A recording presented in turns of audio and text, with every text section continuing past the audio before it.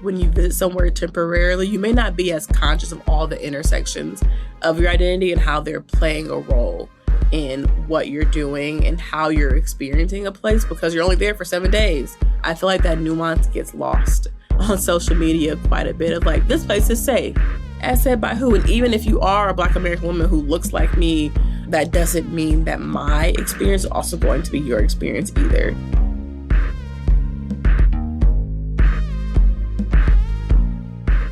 Is it safe to travel there? This is probably the question I am asked most as a travel blogger and creator. I receive DMs asking this question, and people ask me in person when I share travel plans or stories of past travels. It's a common question, but it's also one of the most difficult questions to answer. Whether or not a place can be considered safe for a person is very complex. Our identities, our boundaries, and our perceptions all factor into whether or not we feel safe in a place. Today, we're going to unpack the complexities of safety while traveling. Here to discuss is Sojourner White, a blogger, travel and education writer, and a social worker who encourages others to make travel part of their life. She is also known as the ultimate train travel queen. Hey Sojourner, welcome back to Curious Tourism. Hello, Erin. I'm happy to be back.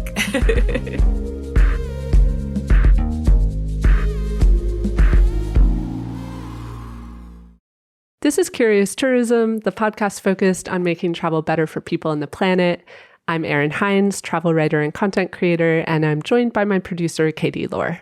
If you enjoyed the show, Erin and I would love for you to support it, and it's really easy to do so. First, double check that you're actually subscribed in your favorite podcast app. And second, keep an eye out for the comment sections on your various podcast apps and leave us a comment on what you think about the show. And on that note, you can also get in touch with us directly on social media or by email. All our contact info is in the show notes. Okay, Sojourner, before we get into the main reason that you're here, we wanted to unpack some recent travel news. So I've brought a story, you've brought a story. I can start. I read an article today in CNBC that was summarizing the biggest travel trends they expect to see in 2025. Of course, there's like so much content floating around on this, but I was interested in this one because they quoted 2 reports that were done. One is by Expedia, one is by Booking. They interviewed around 25,000 respondents from 19 different countries. And what they found is that traveler mindsets are shifting. So they're seeing people shift from wanting to go to very popular places like Bali, Rome, London, Paris. And people are becoming more interested in going to lesser known places, lesser traveled places. The reasons for this are very obvious. Like most people quoted that they don't want to be surrounded by crowds. Also in our current economic times, you usually save a little bit by going to the less popular places. So people have finances in mind. And then the third reason was that people think going to these lesser known places makes it easier to have an authentic experience. So these 3 quoted reasons make total sense. I guess I wanted to talk about this because I just find it like really interesting to see this mindset like spreading to the more general population, I guess. In the years that I've done this podcast, I have felt like that this is becoming more of a consideration for like your average traveler. And I guess this would signal that it is. One question for you would be, do you feel like, especially as a creator who has so much interaction with people in the travel space, do you feel like this mindset is becoming more prevalent? I think so. I think people are just really interested in doing, I mean, obviously, like if you're going to go to like England, you're probably going to go to London. You know, you'll probably fly into there, but also because in the US, we are not known for having good PTO or vacation time. It's like, where else could I go to have an experience too if I don't want to spend like a week in London? Maybe I go to Manchester, maybe I go to these other places too. So I think it makes sense. I think it's also why, like as a train travel creator, people are attracted to my content because yeah, I'm going to big cities, but it's a different way to see them, right? And also like you could see other places in the same trip. And so kind of understanding, I think, the modes of transportation have also influenced this. I know train travel is really popular in Europe, and so people are always like, I'm traveling through Italy, and like they're naming cities I've never heard of. Yes, it's Rome, yes, it's Florence, but also it's smaller places. Like I know Tuscany is popular, but not as popular as Rome or Florence. So you're hearing a lot of variety in what people want to see, and also money's tight already. So if you can save a few bucks by going to maybe one of the second cities. I know second city tourism is a thing too, and just not going to Mexico City but going to Guadalajara kind of thing is also pretty popular. So I'm not surprised, and I'll be interested to see how these best of travel lists continue to like evolve due to that too. Yeah, something they mentioned in the article too is that they're seeing like flight research change. The places that people are looking to fly to is changing. They're seeing a lot of like places that previously didn't trend so much, like at the top of the charts for search results. So it is an interesting shift. And like, I want to say it's a good shift. Like, this is what we would like to see. I think the risk is that new places that are maybe lesser traveled now just become the replacement for places like Paris and Rome and London that obviously became like the place to go. It's like, are we just seeing like the attention shift to new places? I'm not sure. I'm also curious about how the reaction to tourists is going to be in those locations too, and what that's going to be like. Because if you go to a place that is not as well known, then you're gonna experience like not as much English being spoken. And we know that people can be like, why don't you speak English? Which I think is a really horrible thing to do in a country where that is not the language. But we know people do that when they're like uncomfortable or overwhelmed. So like, what does that even look like on like the impact of the local communities in those smaller cities? Definitely. And I think like you bringing up Guadalajara is a great example of this, because I actually spoke with their tourism board recently, and like it sounds like they are really encouraging people to go to Guadalajara, but it makes me wonder, like, is it the next Mexico City? Like in 10 years, are we going to have the same issues there with like too much volume, too much gentrification? So yeah, I guess like the fact that this is being noticed and reported gives those places a chance to like hopefully invest in like the infrastructure to support incoming tourism. I guess time will tell. I know you also brought an article. What travel news did you want to chat about? Okay, it's kind of an article. It's kind of not. It's not super recent, but it's a thing that has come up in light of like the hurricanes that have been happening in the world. So my friend and I'm born and raised in Milwaukee. It's where I currently live. It's in the Midwest. I have a whole thing about the Midwest relationship with travel. It's like a whole separate conversation. But a friend and I in Detroit have been talking about how climate change is going to affect migration patterns in the US. So it's like travel, but like literally people are traveling to escape the effect. And so there was this article I found. It's by Time. It came out October of last year, so it's not super recent, but it's called Go Midwest, Young Man. And it's talking about climate resistant cities, which I think is a very fascinating concept. And essentially that a lot of Midwest cities are now rebranding themselves to be climate resistant cities as part of a way to attract new people to live in these cities. And my mayor is quoted a lot in there, and I have a lot of thoughts about that. But in there, they're saying, yeah, we're trying to build out all this infrastructure, for when people from the coast want to move inland. And as a local, which I feel like is not a thing that I often get to say as a traveler who normally goes to other places, I'm like, now what you mean by that? How are you attracting new people? And we have a lot of other issues that I think if you are going to attract new people, that they should be addressed before you bring in like more people, because the whole idea is like to help revitalize the Midwest, like revitalize Midwestern cities, but at what cost? Especially as like a Black person, Black folks are already in the margins in these cities. So if you bring in people from the coast with more money, it's very similar to like Mexico City, US expats remote workers going like it all parallels each other. And so thinking about what does it look like to be a climate resistant city in our marketing nowadays in Milwaukee.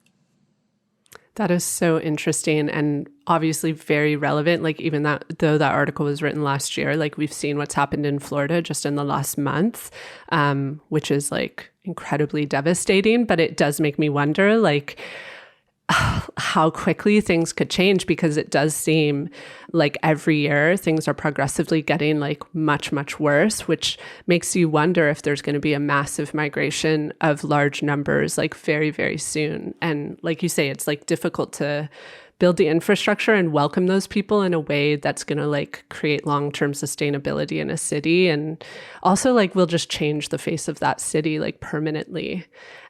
I wonder, like, if they're doing a lot of discussion with, like, local residents. Like, have you heard of any, like, local events that you can go to and, like, share your opinion about this?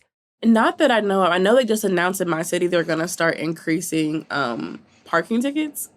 And they have, like, a new benchmark for parking tickets next year in order to recuperate costs of this streetcar they built that goes nowhere.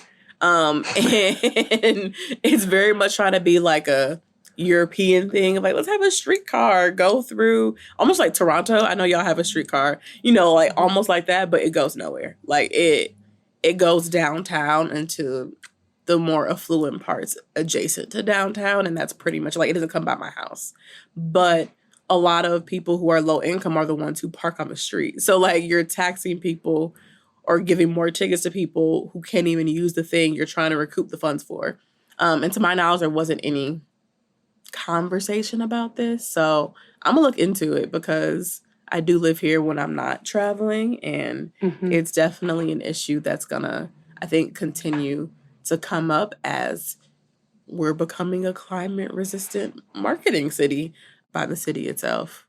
The thing that I think about a lot is housing, because living in Toronto, we know how like challenging it is to find somewhere to live. And it's like, if you see these big waves of people like flocking towards climate resistant cities, is there actually the housing to like support that amount of people coming? On that note, thinking about the hurricanes in Florida, like specifically, one thing we know in Canada is there are a ton of people who have second homes in Florida. Who those are their vacation homes. We call them snowbirds here in Canada, where they leave Canada and they fly south and hang out in Florida for the winter.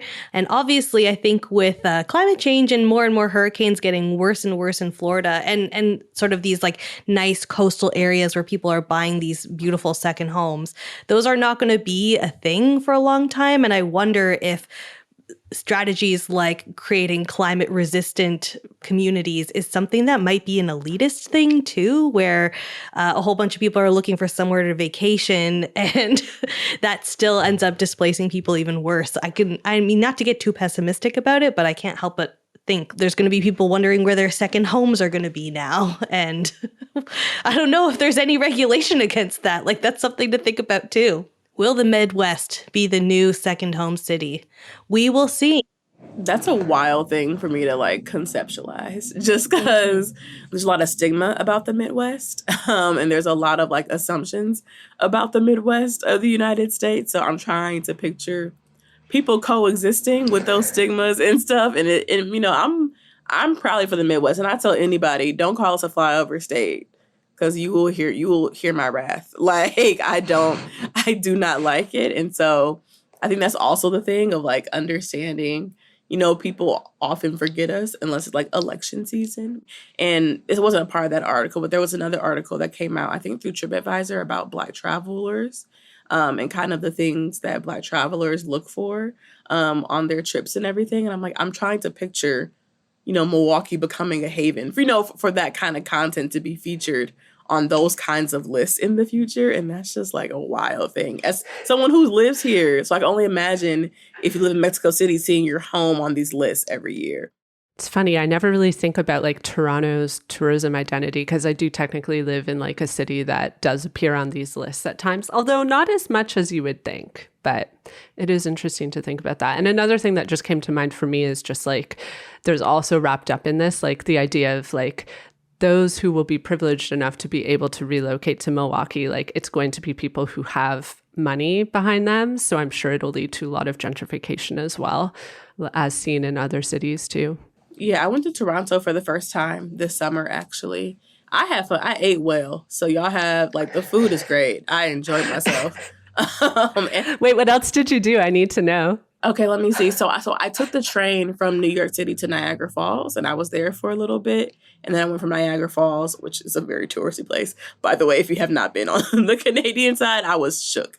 But I went from there to Toronto via train. So, I mean, I went because I know there's like a large like Black Caribbean population and stuff there. So a lot of my stuff was like learn about the Black history. I did a tour through Heritage Toronto, the Being Black on King tour. I did their train tour too, like all the train history in Toronto. And I just ate, man, I was eating like Caribbean Afrofusion food. I went to a place called Caspace. It was like a vegan Jamaican spot.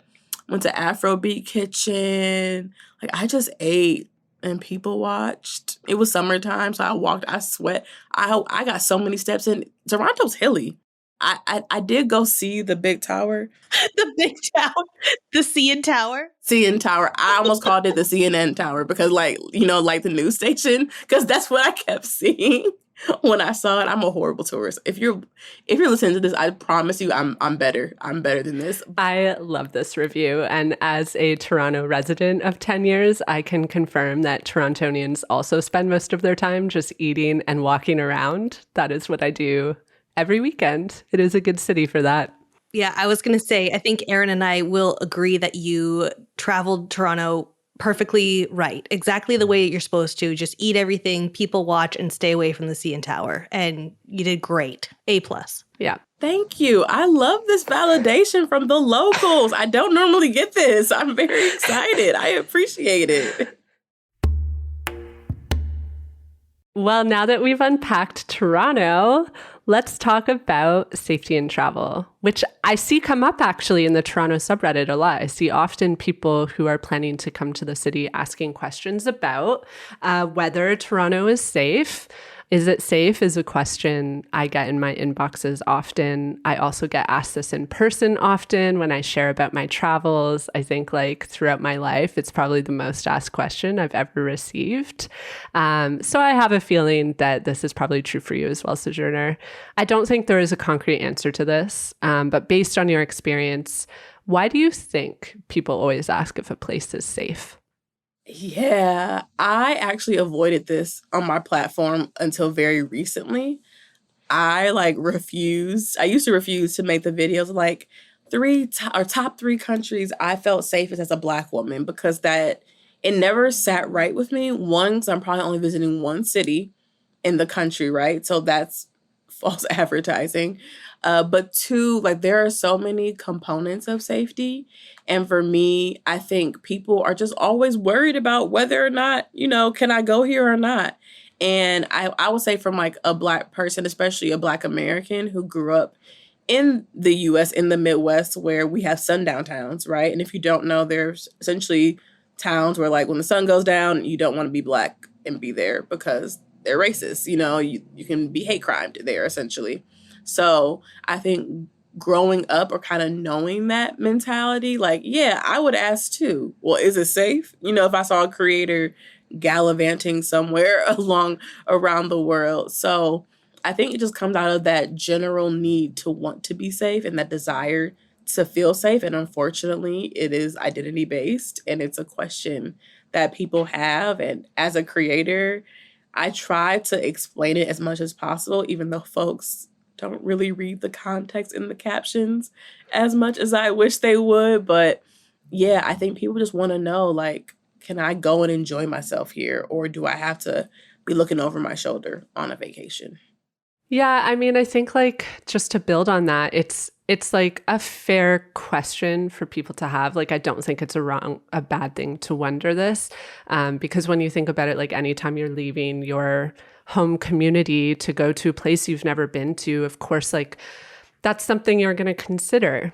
So we'll get into more about the identity aspect of this. But before we do, out of curiosity, this is just like just like a question for fun. What place are you asked the most about from a safety perspective? Does any place stand out to you? That's a great question. I feel like anytime I go to a country that isn't predominantly Black, to be honest, or like a location that isn't predominantly Black, I think for me, my international travels went from nothing to Spain in college. Like I started traveling via study abroad. So that was a whole experience as well. But I've also done a lot of European travel. So like my experience through travel outside the US was very white spaces initially. And it's gotten more diverse over time when I've learned, okay, I can go to the big cities and see a little bit of everybody. Or I've been doing a lot of like Latin America travel within the past few years. But yeah, any space where like I go to Mexico quite a bit. I've been quite a bit. So that's a place people are always worried about. My father is always worried about. So is my father. Yes, yes. And so that's a place I think I get asked about the most, but literally anywhere. Like it's not just central. And now that I do a lot of train travel, people are asking me about safety on trains and what does that look like, and also when I get off the train. So now it's kind of a dual perspective of how was the train experience for you traveling as a Black woman, normally solo, but also once you get off, how did you like the city you went to? Yeah, it's so interesting. Like I would definitely mirror what you're saying. A lot of it is wrapped up, especially when I travel like as a solo woman. But Mexico for sure, I think like that's probably the most messages I've ever received about safety. I think it was 2 years ago when I was in Mexico solo for about 10 days. But something interesting is like, I do get asked it about like basically everywhere in the world, like more recently. I was actually surprised to be asked this. Someone asked me if it was safe to travel in Iceland. I had just come back from Iceland.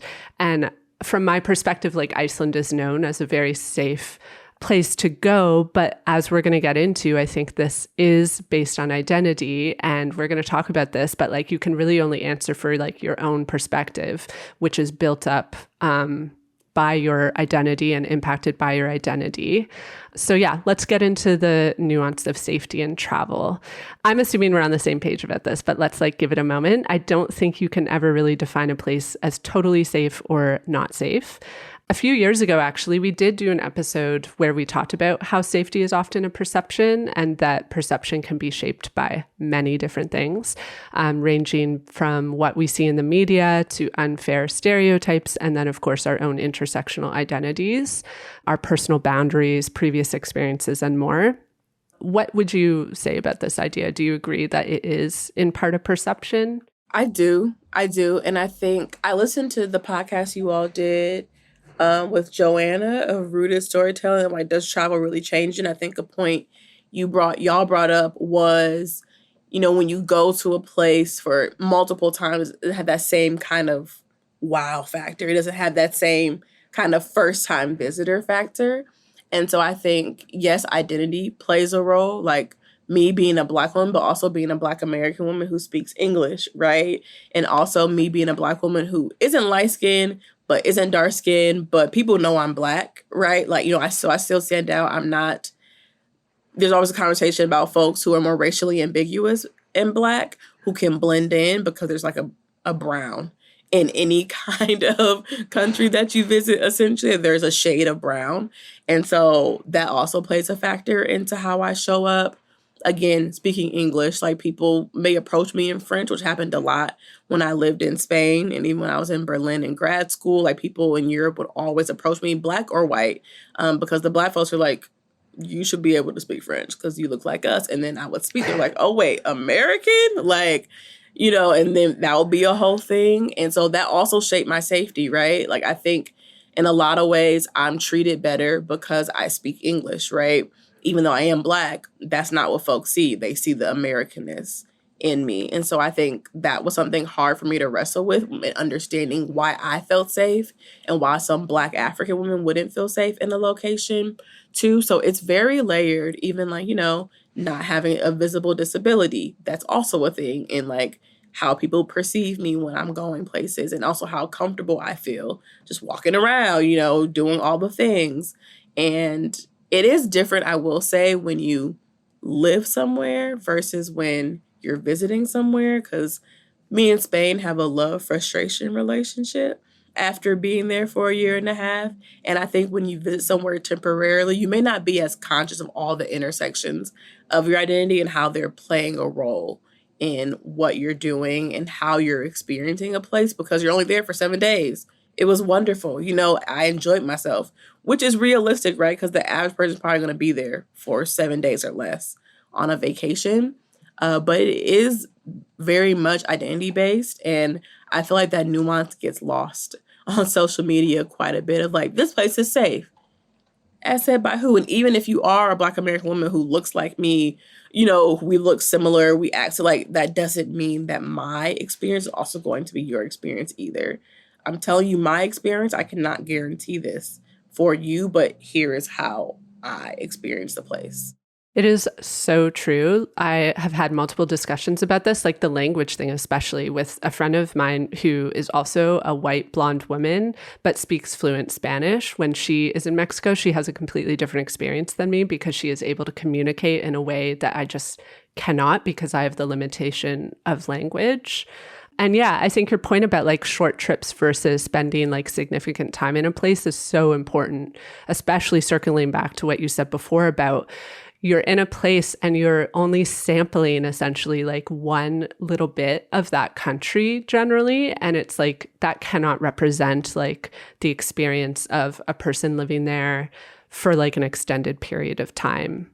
I do speak Spanish. And so when folks ask me about Mexico, granted, no one approaches me in Spanish, but I do speak it. So that does shape my experience. I actually haven't been to many countries where I don't speak the language. I haven't done a lot of Asia travel at this point, and I've done some African travel, like North Africa and Southern Africa, and I did go to Kenya, but again, there is like the privilege of speaking English. I was able to navigate pretty well, so that is also a thing that affects your safety. If you don't understand what's going on, that's going to make you feel more vulnerable. And so I always have to caveat that, and then folks are always surprised that I'm a Black girl who is not Afro-Latina who speaks Spanish. Yeah, I think it just shows like how many factors like really lead to a person's like experience of a place. And it's also like the way that you travel too, because like there's places that I've been where I felt very safe because I was like with a guide or part of a group. That's a completely different experience than traveling somewhere solo.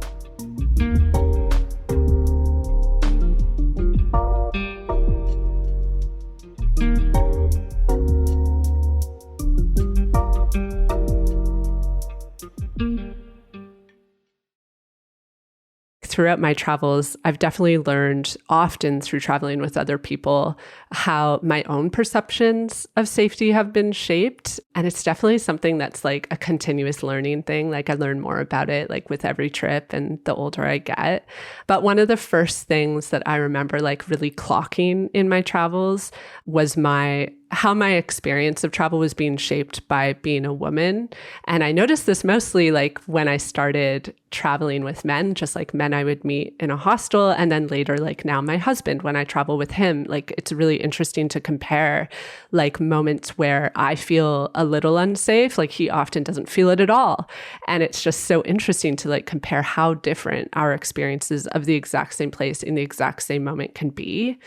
So I would say like for me, the things that impact my feeling of safety are definitely tied up like in gender. In some countries, like where I stand out a lot, I feel uncomfortable because it's hard for me to like really blend in and go unnoticed. I think other things obviously are like my food allergies, like that is a big contributor to how safe you'll feel somewhere. Like, and that's like big on communication because when you can't communicate well with people, it's hard to feel safe in like what you're going to eat. I think those are the main ones. And the other one I would say that like has impacted me in the past, but that I feel I've gotten better at like handling is media, like reading too much news media about a place and letting that shape too much of my perception. I think it's like really important to strike a balance of like, yes, being aware of what is going on in a place, but balancing that with like just common sense and what you're hearing from people like who are local to place. And a big thing for me around this is like looking for sources who are local to a place to talk to about this stuff if it is a concern. Yeah, I think, well, when I first started traveling, I was like 2015, and I call her the OG Black travel blogger. Onika the Traveler was like the only Black woman who I saw traveling a lot. So if she went to a place and said she had a good time, I was like, okay, bet. Like, I'll add to the list, because that was my only point of reference, really, outside of, my own experiences that are really anyone I knew. Actually, no one had traveled as much as she did. So I feel like initially I just sought out people who looked like me or enough like that I could get inspiration from. And I think over time, things that are really impact me was, one, not really blending in. I know that's not what people normally say, but I know I'm not going to blend in. On any given day, I could have red hair, I could have purple hair, I could have blue hair, I could have green hair. Like, I know I am not blending in as a Black girl with colorful hair and colorful nails. So that's not something I actually will say I aspire to, is to blend in. But what I do is like, okay, how comfortable do I feel walking around at night? That kind of determines how safe do I feel? How safe do I feel walking around during the day? How safe do I feel going out to eat alone, or like going out to get street food, or how safe do I feel outside of the more touristy spots, right? So I think there is a level of protection when you are in like the city center over being a bit further out where there aren't as many tourists. And we also know people don't like tourists in some places. So is there graffiti saying "Gringo, get out"? Like, I think that's a very real thing to take note of as you're traveling. I think for me, I still do seek other people's experiences, like my travel friends, like, hey, I'm thinking about going here. What was your experience? But I think now I take it more with a grain of salt. I don't just take it as, no, this is the end all be all, it's safe for me kind of experience. It's more of like they're sharing their experience. So I can kind of be prepared, but I honestly find as a Black woman, it's hard to be prepared for anything, because I've had really great experiences in countries, like in the country, and horrible like TSA experiences, or like coming into the country was very traumatic, or very, I was questioned a whole lot. So that also impacts my safety of like, how do they react to me traveling solo most of the time as a Black woman in the airport? Like, am I being stared at? And I think I struggled in Spain because they stare and people are like, that's just the culture. But like in Black culture, you don't stare at people, like that's not a thing. And so that was like a culture shift for me. I will say, like, especially like, okay, staring is one thing, but I've been on like the bus in Spain where people would like whisper, behind me and stuff, where I could see them like with their hand over their mouth talking to their friend. So like that is also a comfort thing of like, can I tell they're talking about me? Sometimes, listen, if I don't speak the language, I don't know, but I know what y'all saying because I speak Spanish, right? And so I think that's also a thing that impacts my safety. And I did, because I'm a social worker and I work in research, and someone asked me this, and because I was apprehensive, I made my own little ranking system for safety that I would love to share, because I like these things. Let me find it.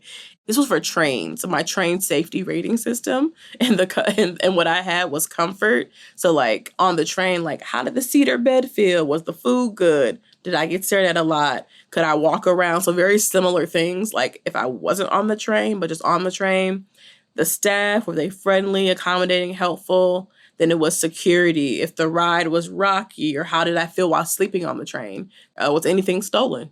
Did anyone follow me around? Because that also has happened before. Or did anyone invade my personal space if I was in like the observation car looking at the views, or just out in the open outside of my seat? And then the last one was conversation. So how were the people on the train? Were there any uncomfortable comments, any racist or sexist comments or questions? Did I make friends? In each category, it's my little notes app. Y'all can't see it, but it's like 2.5 points for like a little 10-point system. So that was the only way I felt comfortable sharing out like my safety on the internet, was like, I have categories and here are my categories for you all to enjoy. I love it because it's like, it's such a variety. And I think it really like shows how much nuance there is to deciding this. And it also, I think, shows how important like personal boundaries and personal experience are in this, because like some things like comfort, the comfort of a seat you're sitting in, like might not factor into one person's safety meter, quote unquote, whereas like it might be extremely important for another person. And that's like honestly the thing that I always say to people when they ask me about safety. I'm always just like, all I can do is share like my personal experience. And that is the experience of one person in one moment of time in one identity. And it's not representative of the full experience. Yeah, and I think people forget that when like they're like, but it's my For You page, but I'm a one person. And so, I mean, I had people say, I did this train because of you, I didn't like it. I'm like, oh, I'm sorry you didn't like it. I had a great experience. Because I did. I'm not going to lie to you. You know, there is not a lot of space for nuance on the internet. I can only share my experience, and I can't guarantee it's going to be yours, but I enjoyed myself or I didn't like it. Like Athens, Greece wasn't a place I enjoyed, but I have friends who are Black women who loved it. And also, I'm not someone who like writes off a place. Unless something like really traumatic happens, you know, then maybe I would, but I always believe that I should visit a place at least twice if I have the opportunity to do so in my lifetime. Yeah, I love that point about revisiting places. And I think I've talked about it on the show before, but I had like a pretty traumatic experience the first time I was in Morocco. I was there solo. And last year I decided to go again. And I went with a friend of mine, and it was still like, it still came with its challenges, but like for the most part, it was a really redeeming experience, which I was happy to have. Like, I love Morocco, and I wanted to leave it with a positive feeling. So a repeat trip was really conducive to that. Yeah, I had a similar one in Wisconsin, actually. There's a resort town outside of Milwaukee called Lake Geneva. And when I was younger, my siblings and I went there for a little family vacation, you know, in the summertime. And we were called the N-word. Like, while walking around, there was a whole pickup truck. They had Confederate flag, which I won't get into the history why that don't make no sense in the North. But they had a whole Confederate flag, and they called us the N-word. And that was, like, really traumatic. And I said I would never go back to Lake Geneva. COVID hit, I had nowhere else to go, but I need to be outside. So I ended up going hiking with my sister in Lake Geneva, you know, in the very place. This was a few years ago. That was almost like a decade and a half later. It was a very healing experience too. Not saying you have to heal in the place where you experience trauma, but I think for me, it was just like, yeah, like I shouldn't let one person's actions shape my entire experience of a place. And if it does, that's fine. But if I do have the opportunity to have a different one to create new memories, I think I will always take that opportunity, especially if it's only like a few hours drive away. And it was beautiful, beautiful hike. That's amazing. So we've talked about it like a little bit, but I want to lean into more about the role of like content creators and influencers when it comes to like questions of safety. Over the years, like I have gained more of an audience online, and questions around safety have become more and more common. And I'm not going to lie, I've like started to feel a bit uncomfortable trying to answer that for people, especially people like that I don't know. If I get a random DM, like, I don't know who this person is, like, I don't know their identity. I don't really know what valuable of an answer I can give them. I'm pretty sure you've experienced the same trajectory. You have a huge audience, and you are a very trusted source of travel knowledge. So I'm curious, like, as a creator, what responsibilities do you feel that you have and travel content creators and bloggers, like, in general have when it comes to commenting on safety abroad? I just started feeling comfortable about it now that I got my little safety system to fall back on. The issue is that our attention spans are so short, so I can't explain that system before every safety video I do. And I've only done like 2 of them on my platform, honestly. But I do think we have a responsibility to clarify. I mean, like, this is just my experience. Now, people are always going to tussle in the comments, okay? And I think that's why creators also create this kind of content, because it does generate views. Because everyone, if you look, there's that platform everyone uses to get ideas. Was it like Answer the People? If you look at any travel topic as a creator, safety is always going to be in like the top 5 or 10 questions of a place. So I get it. And also, I don't think we should be creating clickbaity content around it. You know, like, don't say the top 3 countries for Black solo female travelers. I just don't think that's responsible personally. There is so much more nuance. Like I have drafts of like video voiceovers and like stuff in my Notion that are like 3 cities. I think that's probably the closest I'm gonna get to creating that kind of content is being specific about the location. So like if I do 3 cities in Mexico that I like, I can talk about my specific experience in those cities. And again, granted, I was only a tourist there, right? But to me, that feels a bit more honest, honestly, than just saying this whole country was horrible. Being really conscious of the language we use and not just also, I guess trending sounds are kind of in, kind of out. Like voiceover is definitely king nowadays. But those videos where people will just put a clip of them like in a flowy dress somewhere and put like top 3 safe cities and then don't put any context, just put the names of them.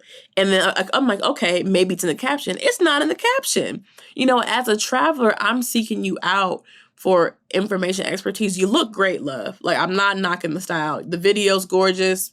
Camera quality is bomb. Like, I'm not knocking that. But I also want some substance. Not saying you have to teach me all the time, but if you're going to talk about safety, I feel like you're essentially saying you're going to teach. And if you're not a voiceover girly, that's fine. But put it in the caption so I get like a little idea of where you're coming from. And folks are going to want to tussle and argue down saying, you did Maracle wrong. Or did I just have a different experience? And so it can lead to great conversation, but I think it's a very, very thin line. And we have to be really conscious as creators of what we're promoting and how we're promoting it. It's nice to see like a lot of content creators shifting more towards voiceover because I think we're getting better content these days because like voiceovers do give people the space to provide more context. And this is something I've been talking about a lot, like on my own social channels. It's just like how I think like these fleeting trends, like they're not really doing any services for anyone. It's not valuable content. But I think sometimes with these videos, like people are also trying to clickbait, which to me is just like so unfair to the places that they're talking about. I'm with you on like not really covering safety. I wouldn't say, I'm trying to think if I've actually like commented on safety in places recently, but I don't think I have like in a couple years. And it's for this reason that I just don't like feel comfortable making that call on a place based off of my often limited experience in a place. Yeah. And the only reason why I did it was because it was around train travel and people kept asking me about safety. And even the video I did earlier this year that really popped off, people were like, I was with you till you talked about being Black. Like, girl, what do you mean? Look at me. Like you knew it was gonna come up. Like, I don't know what you mean. But I only talk about it because of the trains. I feel comfortable enough filling in that gap a little bit with my experience. And it's funny because I've had pretty safe experiences on trains for the most part. I haven't had many issues. It's funny because people get mad at me and they're like, well, I don't believe you because they all have high scores. Why do you want to see Black women suffering though? You know, I think it's one thing to ask for like safety tips. It's nothing to say, well, you didn't suffer enough, so I don't believe that it's actually safe or not. And so anytime I do my train recap videos of like an experience, I try to include, did I feel safe or not? And I wish longer form content. I am on YouTube, but I wish that was also more prevalent because you just have more time to explain things out in a way that you just can't do on short form. I'm curious if you have tips for how viewers that come across this content and maybe are seeking it out before a trip, how they can consume it in a more discerning way.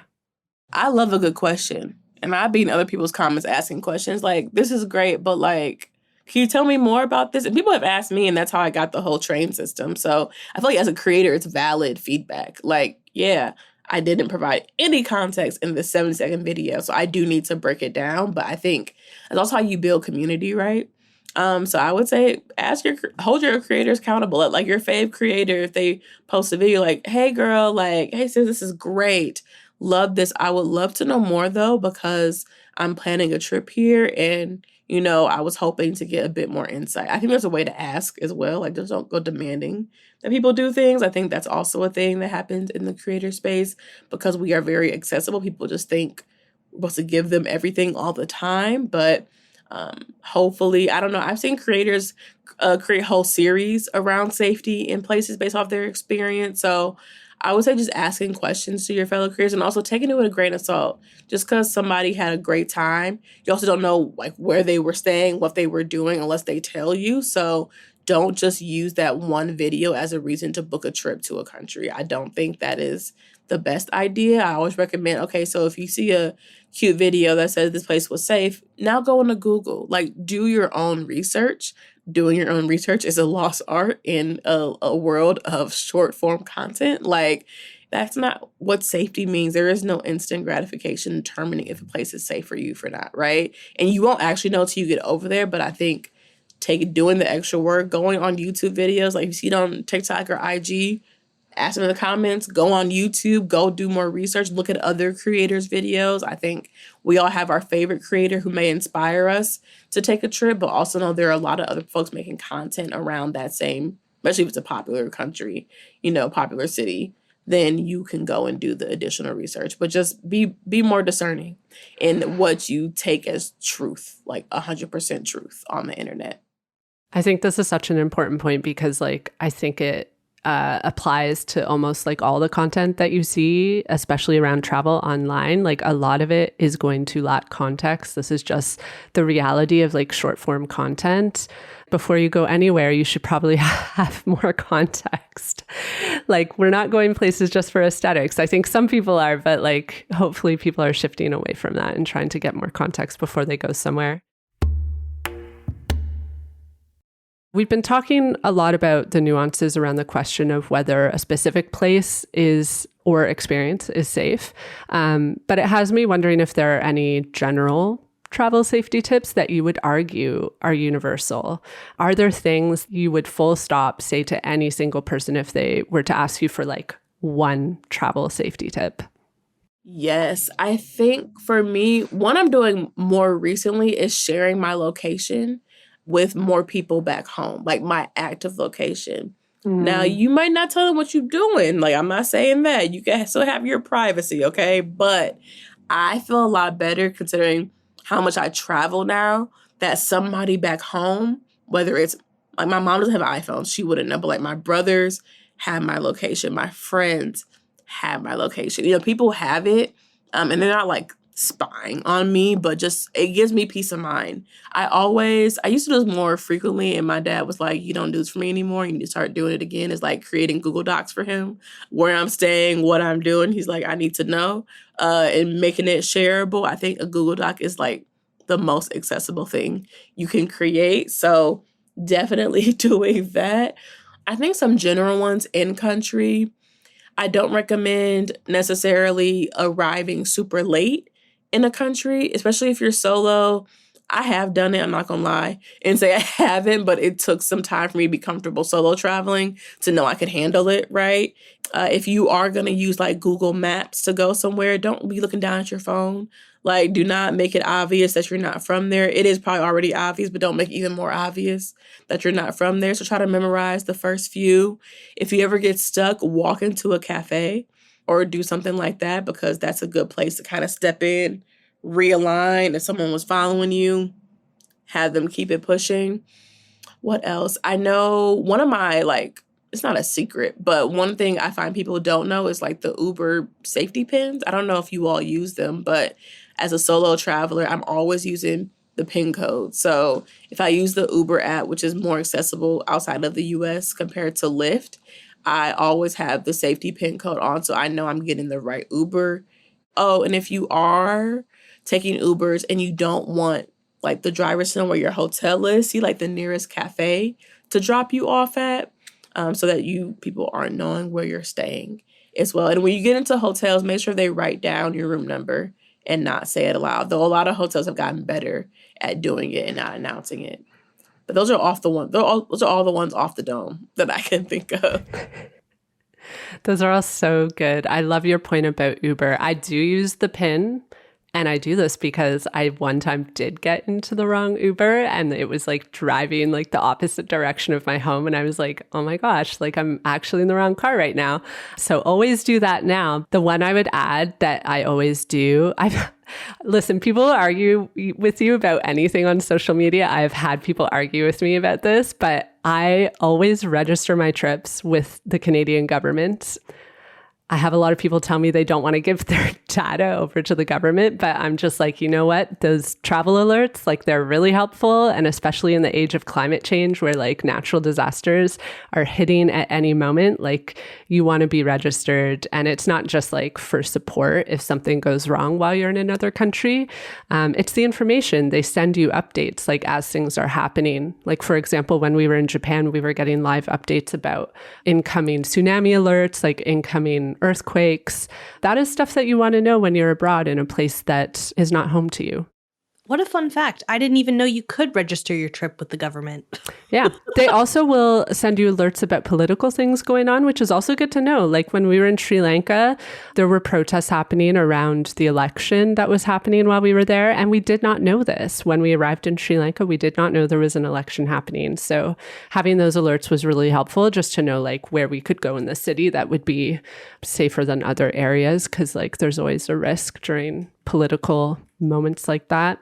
Yeah, we have the smart, I don't know if Kenneth the same, the smart travelers enrollment program, the STEP program, I think is still the name of it for the US. People make fun of me, but I do find the embassy. You never know when you may need the embassy. So I do have it bookmarked on my Google Maps, which I also do is like before I go on the trip. But I guess it is like a safety thing.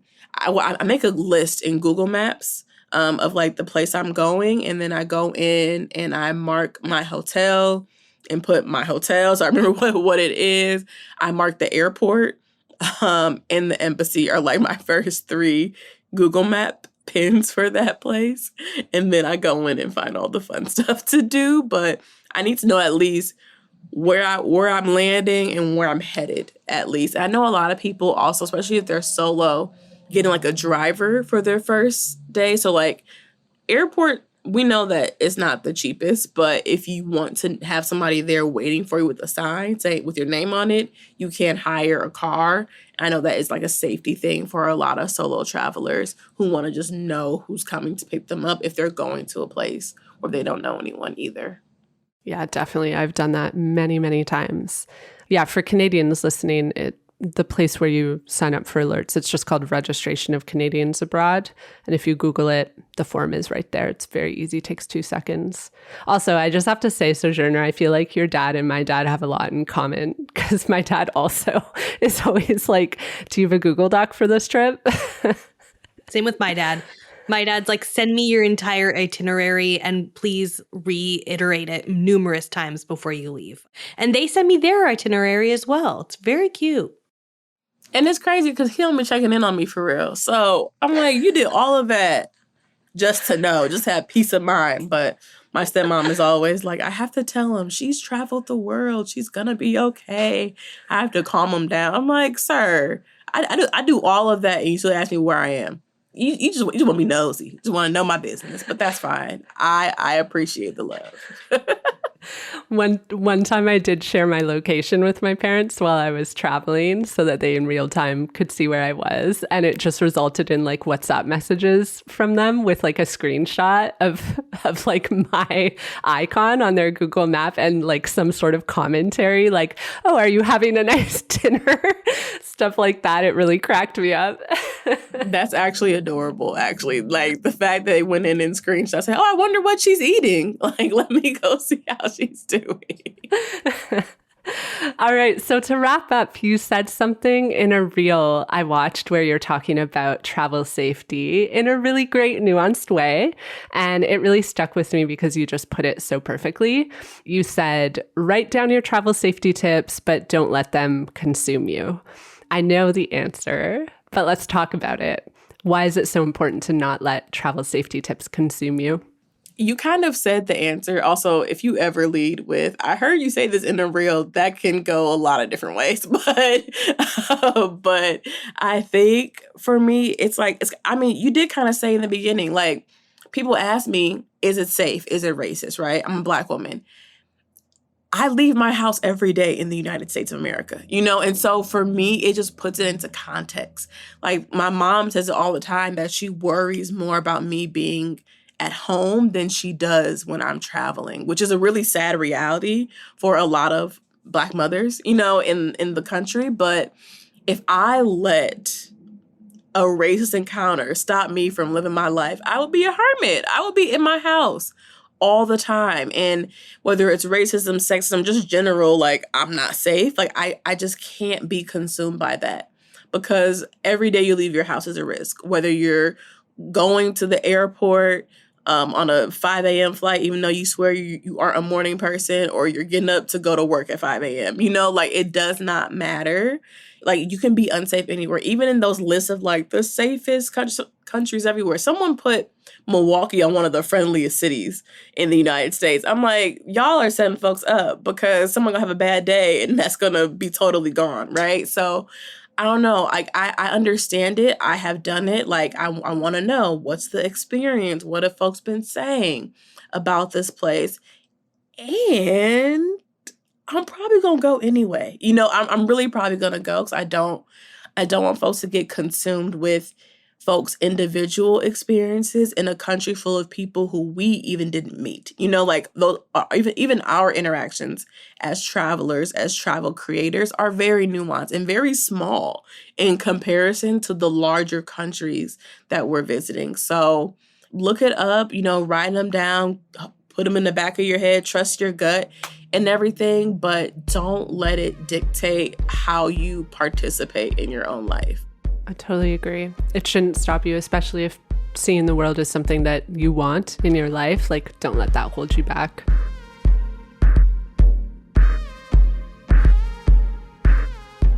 Sojourner, where can people find you? I always say I have an irresponsible digital footprint, so you can find me everywhere. My name is Sojourner White. I think I'm the only one with that name that I've met so far, but my name on social media is Sojournies, so SOJOURNIES. I'm at The Sojournies on Instagram, and I think at Sojournies everywhere else. Thanks for listening to Curious Tourism. If you enjoyed this episode, don't forget to share it with a fellow traveler. If you're feeling extra generous, you can leave us a 5-star review, or you can support us on Patreon. Anything you can do to support the show will help to foster meaningful change throughout the travel industry. Curious Tourism is written and hosted by me, Erin Hines, and it's produced and edited by Katie Lohr in Canada's Toronto area. If you want to reach out to us, check the show notes for all the info you need, and stay tuned for a new episode next month. Stay curious.